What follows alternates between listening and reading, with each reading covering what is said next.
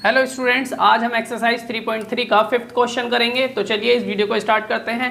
Question है हमारा, किसी समांतर चतुर्भुज के दो आसन्न कोणों का अनुपात 3:2 है। समांतर चतुर्भुज के सभी कोणों की माप ज्ञात कीजिए। कोई चतुर्भुज है, कौन सा चतुर्भुज है? समांतर चतुर्भुज है। और समांतर चतुर्भुज के सभी गुण हमें पता है कि क्या होता है समांतर चतुर्भुज।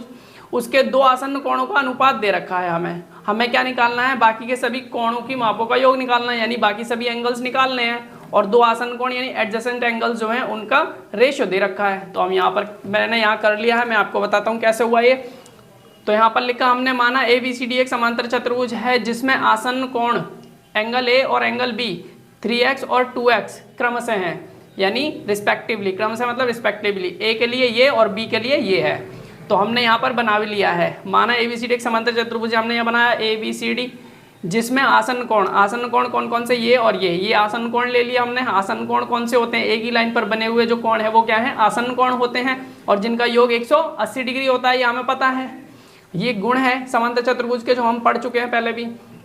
चूंकि आसन्न कोण संपूरक होते हैं, संपूरक का मतलब उन कोणों की मापों का योग, दो कोणों की मापों का योग 180 डिग्री होता है, तो उन्हें संपूरक कहते हैं। तो यहाँ पर दो कोण जो है इनकी मापों का योग कितना होगा? 180 डिग्री, इसलिए इनको क्या बोलेंगे? संपूरक कोण, यानी सप्लीमेंट्री एंगल्स।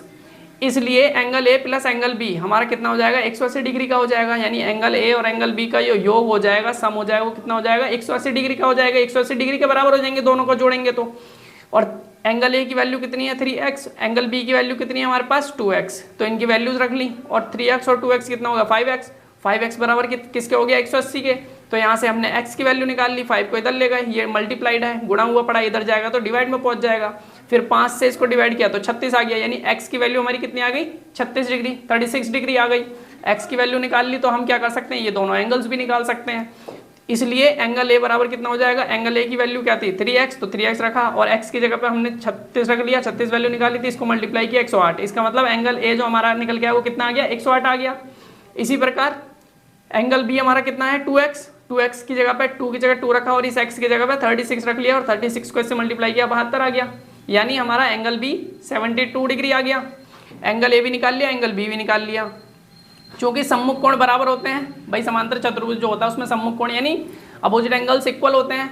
तो यहाँ पर एंगल B बराबर एंगल D हो जाएगा, क्योंकि एंगल B और एंगल D ये एक दूसरे के अपोजिट हैं, सम्मुख कोण है। तो ये एंगल B बराबर किसके हो जाएगा? एंगल D के।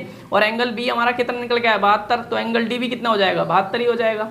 और एंगल A बराबर किसके? एंगल C के। एंगल A बराबर किसके? एंगल C के, क्योंकि ये भी आसन्न एक सम्मुख कोण है, अपोजिट एंगल्स हैं, ये भी बराबर हो जाएंगे। तो एंगल A हमने कितना निकाला है? 108। तो एंगल C भी कितना हो जाएगा? 108। इस प्रकार एंगल A कितना हो गया? 108 degree, angle B 72 degree, angle C 108 degree, और एंगल D 72 डिग्री।